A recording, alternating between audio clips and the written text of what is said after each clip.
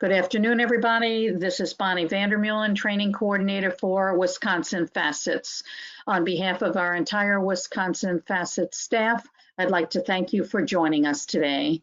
Today, our webinar is Results-Driven Accountability, and our presenter for today's webinar is Lynn Nguyen. Lynn Nguyen is Assistant Director on the Special Education team at the Wisconsin Department of Public Instruction. She worked in Wisconsin schools for 24 years as a school psychologist and principal before joining the DPI in 2014. It is my great pleasure today to introduce to you Lynn Nguyen. Lynn? Thank you, Bonnie, and welcome everyone. And I also thank you for joining us today. And I hope that you are finding ways to cope and support yourselves and those that matter to you most as COVID continues to inform the quality of our lives, both day to day and potentially for a generation to come. My own experiences with it have prevented some opportunities for growth and change and many challenges. I don't begin to think that I understand what this experience has been like for you or those that you care about. I just want to acknowledge that whatever your experience is with it, it may inform how you're able to show up for this time together. And I'm just grateful that you've made space for being here today. So thank you.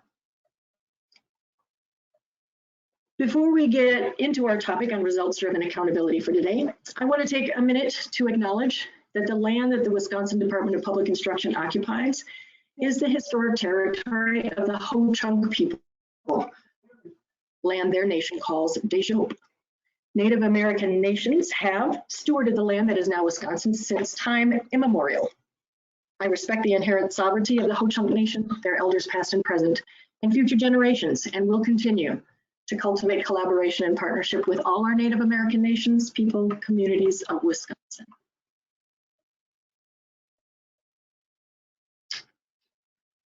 Results-driven accountability. When you leave our time together today, you will know what results-driven accountability is, why it matters, how we use it to improve learning for students with IEPs, and then you'll have an opportunity at the end to provide some input on what you think our RDA focus should be in the future.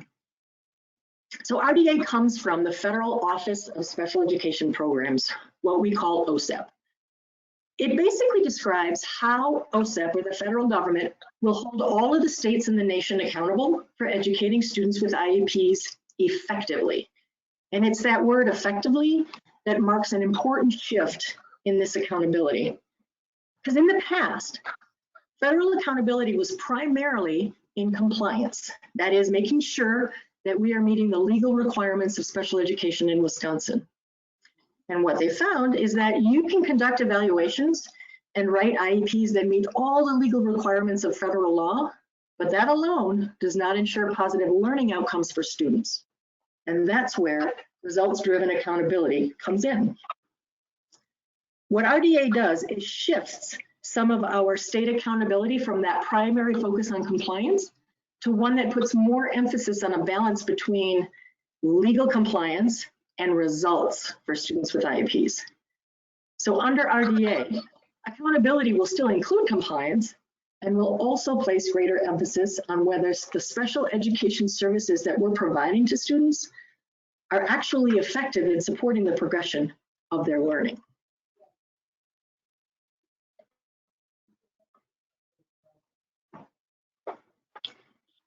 Now, because we can't report on everything that we do to the federal government, states are allowed to choose an area of focus for our efforts to get those results. Wisconsin chose to focus on improving literacy outcomes for students with IEPs, so we renamed RDA from results-driven accountability to reading drives achievement, success through literacy. We do the same thing. It's just that RDA is what the federal government says to us about balancing compliant with results nationally, and RDA STL names literacy as the result that Wisconsin is focusing on and the ways that we'll get those results. So as you know, we prioritize many things for students with IEPs at the DPI.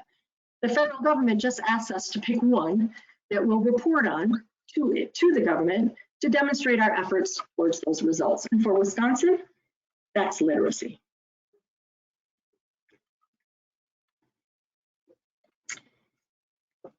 Here's why we chose to focus on literacy and more specifically on reading achievement for the results, in addition to continuing to focus on compliance.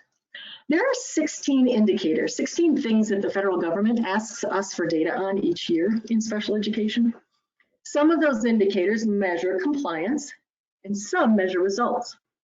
So for example, on this chart, the blue and red lines are examples of how we're doing on 2 of the compliance indicators. And the green line is how we're doing on 1 of the results indicators, or how we have been doing. So the blue line represents what we call indicator 12. And you can hardly see it because the blue and red lines are kind of on top of each other.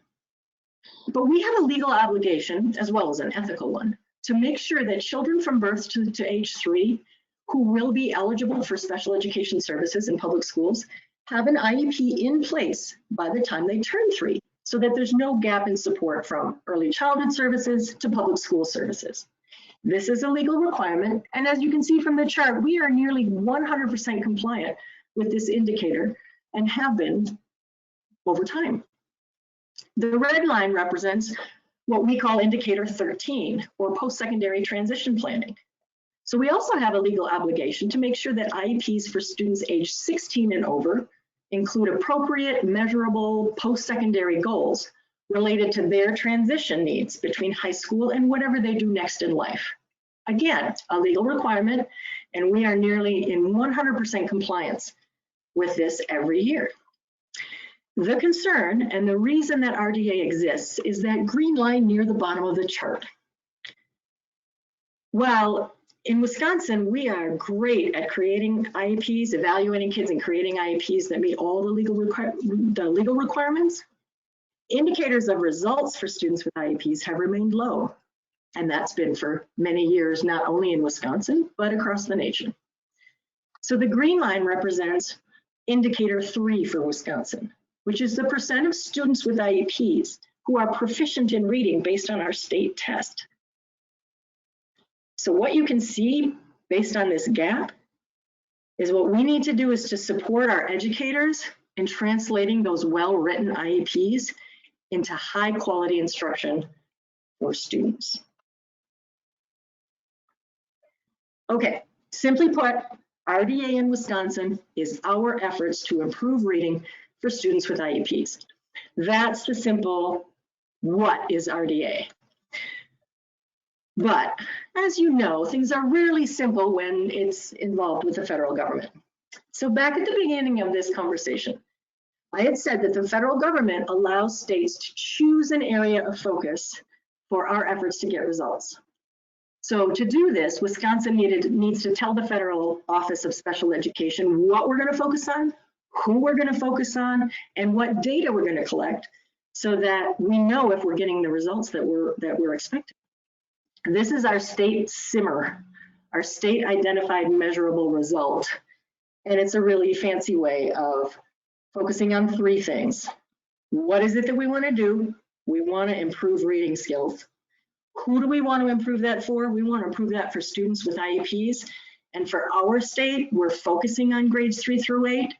Again, for reporting purposes. It's not our only focus for helping kids, but that's where we're going to focus for reporting purposes. And number 3 is to tell them what data we're going to collect to know if we're doing it, if we're getting those results. And so for us, it's the performance of students with IEPs in grades 3 through 8 on our state test. Currently, that's the Wisconsin Forward exam. So basically what this means is we're going to collect data on that indicator 3, literacy proficiency for students with IEPs. We want to move that green line on the chart that I showed you earlier.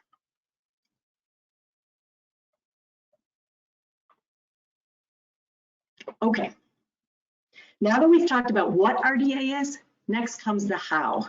So how are we going to improve literacy proficiency for students with IEPs in grades 3 through 8 in Wisconsin? This graphic represents how we are currently doing that. And remember, at the end of this time, I'm going to invite you to share your thoughts on whether the who and the how should be changed going forward.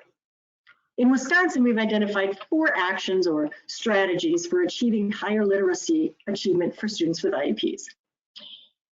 The first is recognizing that improving literacy outcomes is not just a classroom teacher responsibility. It requires coordinated planning at the district, school, and classroom levels to make sure that teachers have the resources, support, and professional learning they need to teach students with IEPs effectively. So we've developed a process for this, and we are sharing it with schools and districts statewide, and we call that coordinated improvement planning.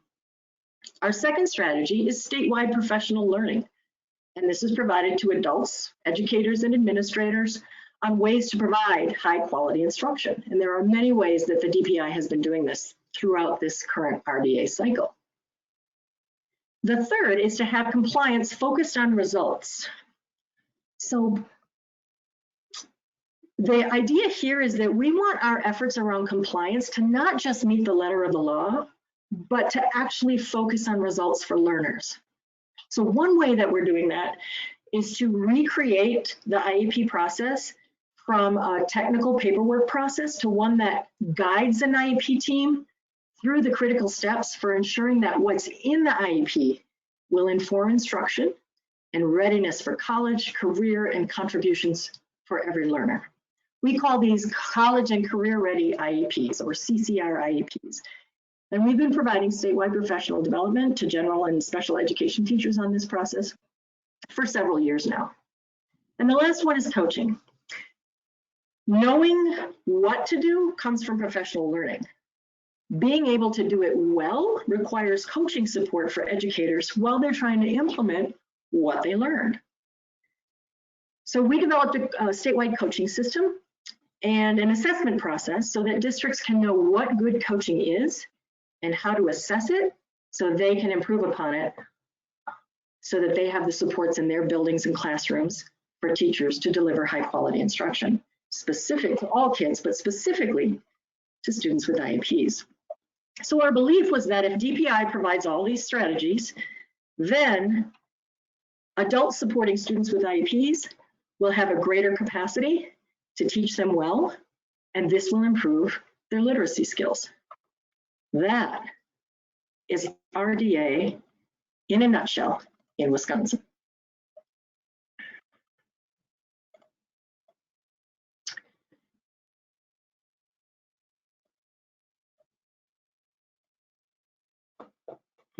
If you'll bear with me for just a moment, my slides are not advancing. There we go. To let the federal government know how we're progressing towards our goal to improve literacy for students with IEPs in grades 3 through 8, we have a multi-year state systemic improvement plan. And this plan describes everything that we're doing. So it takes everything I just shared with you and it explains it all in great detail to meet our goal. And each year we submit a new SIP that reports on our progress during that previous year. And we do this annually for 6 years. And then at the end of the 6 years, we take a look at all of the work we've done and we decide whether to continue that work as we've been doing it or make revisions to the focus or the strategies for the next 6-year cycle. So we can decide to stay with the current goal or change it, continue with those 4 strategies that we were focused on or select different ones. And then the whole process starts again for another 6 years. And this is what I'm going to be asking your thoughts on at the end of our time together today.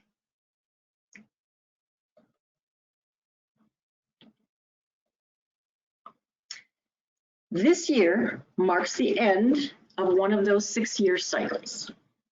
And we met our SIMMER, our goal, which is improving literacy for students with IEPs in grades 3 through 8, based on their performance on the forward exam. We met that goal for the first 3 years of this cycle. So we saw incremental improvements in the literacy performance of learners with IEPs in those grades. In the last 2 years, we have not met our literacy improvement goal. And so we've begun to examine why that is, and we've come to a couple of conclusions. And it's very complex and multifaceted, but relative to this RDA process, there's a couple of things that we're noticing. All 4 of our strategies are focused on changing the values, beliefs, and behaviors of adults, because we know that that is the key to learner success. However, our strategies are big and they're broad. And we found that it's hard to measure whether the learning we provide for adults one day actually changes their practice 2 days, 2 months, or a year later in their work with learners. We also included a lot of strategies in our 6-year cycle. And we're reflecting on whether or not we might be trying to do too many things. And so we're not attending to any of them well enough to truly know if they're working.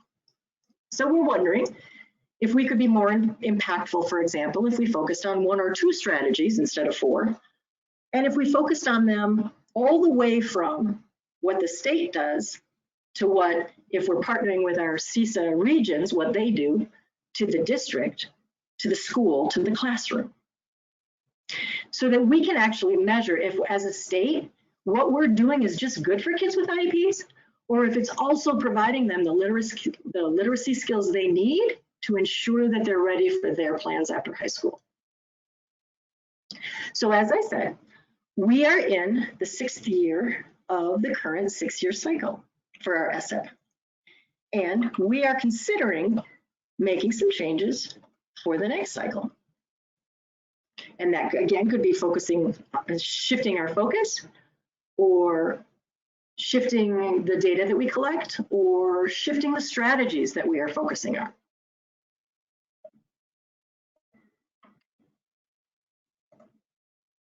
So here's where you come in. I realize that this presentation is shorter than you anticipated.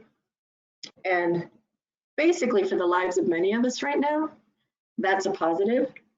What I didn't want to do was overwhelm you with all of the details and complexities that goes into RDA, because in the final analysis, what matters is, what are we going to focus on? Who are we going to focus on it for? What data are we going to collect?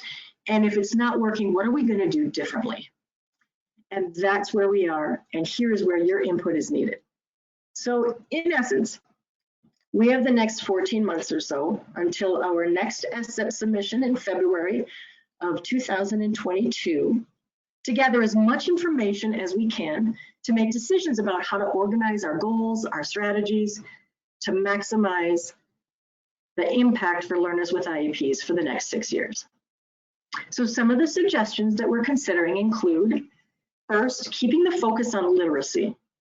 We know from a lot of research that students' ability to read and write is the greatest predictor of future success, and that's for all students, students with and without IEPs. So we are feeling fairly certain that we want to maintain a focus on literacy.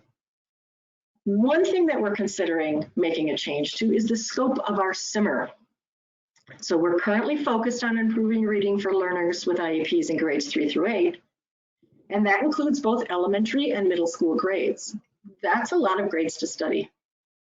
We could consider narrowing this to study a particular strategy all the way from the state to the classroom, as I described earlier.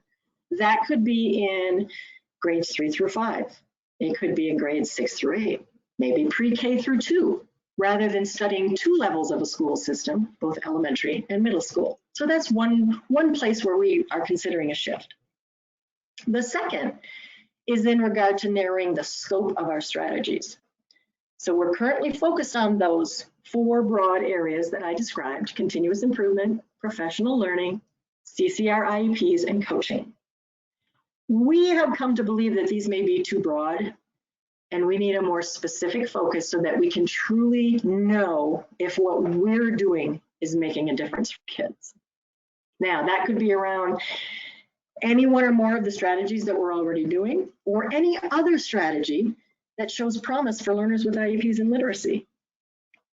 The idea, though, is that we want it to be something that we can implement at the classroom level and then study the impacts, both on adult practice, because we know that adult practice is the key to student learning, as well as then the outcomes for our students with IEPs. I want to know what you think we should do. So what I'd like to do is put a link in the chat to just a pretty simple Google table. And it's an opportunity for you to enter your thoughts about this to the State Department of Public Instruction. It's anonymous, and all I ask you for is what your role is. So if you're a parent, if you're an educator, if you're an administrator, a community member, a student, so we can get an idea of whose perspective that we're getting. And then we want to know your answer to two questions. Should our simmer remain focused on grades 3 through 8, or should we consider narrowing that? And if we do narrow it, what grades should we focus on? And why do you think those are the grades that we should focus on in order to study and have the greatest impact? That's question number one. And question number two is, what strategies do you think have the greatest likelihood of improving literacy outcomes for learners with IEPs? And I'd be interested in specifically knowing if there are strategies within the grade levels that you suggested. Are there strategies that would specifically impact those grade levels? And that doesn't mean it actually gets implemented there. So for example, if we know we want to improve literacy on the 3rd grade state test for students with IEPs, well, we know that doesn't start in 3rd grade. That starts in pre-K. And so then a focus on early literacy might actually be the place to strategize, so that when we assess students in 3rd grade, 4th grade, 5th grade, we can know if what we did those previous years are making a difference for those kids. So if you'll bear with me for just a moment, I'm going to see if I can put this link into the chat. And Bonnie, I'm going to send it to you as the organizer. And if you would be so kind. And I think I just put the one that you sent me in the chat now, so there should be one in there. Perfect. That's perfect. So if you are willing, I intentionally left time during what I presume is an hour that you blocked off on your calendar today, so that you could take some time while it's fresh in your mind and provide some feedback. I would also welcome any questions or comments that you might want to bring by unmuting or putting something into the chat, and let me know what's coming up for you based on this conversation.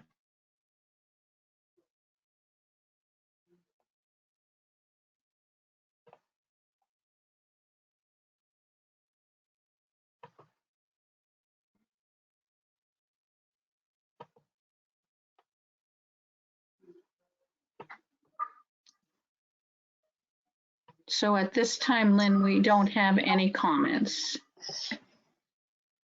Okay, thank you, Bonnie. On the very first slide of today's conversation, I provided you with my name and my email address at the DPI. I encourage you, if anything comes up for you as it relates to this conversation or anything related to results-driven accountability, please don't hesitate to reach out. You will find that I'm pretty responsive when it comes to folks out in the field who are looking for some information or support around the work that the DPI is doing. And again, I thank you very much for your time and attention today, and we'll turn the presentation back over to Bonnie. So at this time, I don't see any other questions that people have. That one person had mentioned that they were having trouble seeing any of the links. So what I'll do is I'll email all the participants a copy of the links so that they will be able to respond at another time, and I'll be able to pass that on to you, Lynn. Thank you very much, Bonnie. Sure. And then let me just ask if there is anyone at this time that has any questions for Lynn, and I'll wait just a moment to see if any of those come through. I think I do have one question for you, and that's how did basically the Department of Public Instruction come up with the fact that they believed that literacy was the area that they should concentrate on in Wisconsin? That's a great question, Bonnie. The research is overwhelming that specifically starting in 3rd grade, how a student, whether they have an IEP or not, but how a student is doing in the area of literacy, and specifically in the area of reading, is one of the greatest predictors of future success. And by future success, I mean likelihood to graduate on time with their peers, likelihood to secure employment or make a contribution or attend college after graduation. There's some pretty compelling information that suggests if we can get literacy right, not that everything isn't important that we teach kids, but if we can really make sure that we get literacy right for all of our students, and particularly our students with IEPs, we have the greatest likelihood of supporting their success later in life. Okay, thank you. Let me just check and see if I have any other questions for you. And actually I do. So hang on one second and let me see if I can get to the question that I have.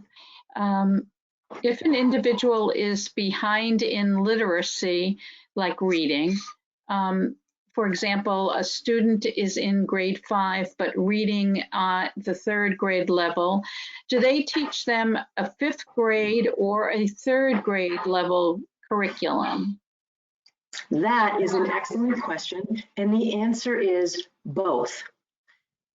What we know about closing the gap for students between where their skills are currently and where we want them to be based on grade level standards is that we need to maintain the focus on the grade level standards. So in this example, the instruction is specific to 5th grade level standards.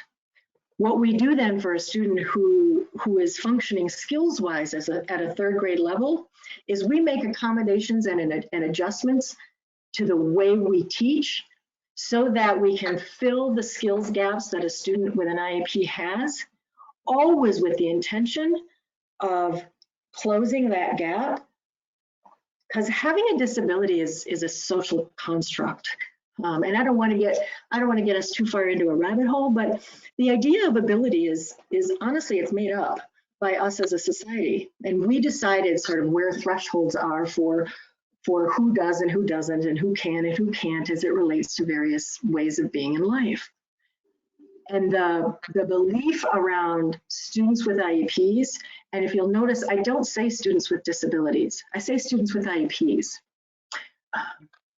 Every student who's identified as having a disability has an IEP. My philosophical argument is that not every student with an IEP actually has a disability. We have needed to call it that in order to get funding and to designate teachers and to do different things. But ultimately, if we look at learning on a continuum, a student with a 3rd grade reading level who is placed in a 5th grade literacy class or elementary school classroom benefits tremendously from having access to and progressing in 5th grade standards. What we as adults need to do is recognize where the gaps are, make adjustments so that we can fill the gaps in learning while not denying that learner access to the standards within the grade level in which they are placed. And while that may sound kind of pie in the sky, I have had the privilege of working with many educators over the years, both special and general educators, who do just that.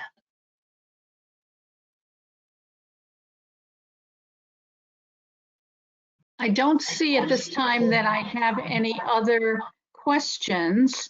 Do you have any closing statements that you'd like to make? Thanks, Bonnie. Only that I so appreciate folks who took the time to be here, and I hope that those who view this as a recording later on are able to benefit from its content. And again, encourage you to reach out to me at any time if you have questions or want more information.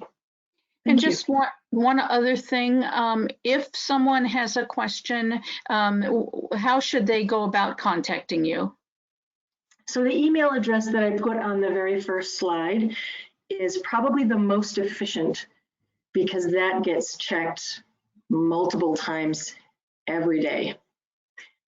And I work very hard to be responsive to folks who reach out to me. And so that is going to be the most efficient way to contact me. But you can also contact me by phone, and I will just provide that number for those who are listening and those who might be viewing this as a recording. and that is 608-261-6326. Okay, well, thank you very much, Lynn. We really appreciate your presentation today. I know that I learned a lot, and I'm sure that those who are in attendance did the same. This will conclude our webinar. We'd like to thank all of you for joining us today. Please be reminded that Wisconsin Facet still has webinars for the month of December and over 100 webinars scheduled for 2021. Please check our website calendar and register for any of the trainings that may be of interest to you. And also, please watch for the short evaluation that will be coming your way after today's live presentation. Again, thank you, Lynn, and thank you, everybody. Have a great day, stay safe, and be healthy. Bye, everybody.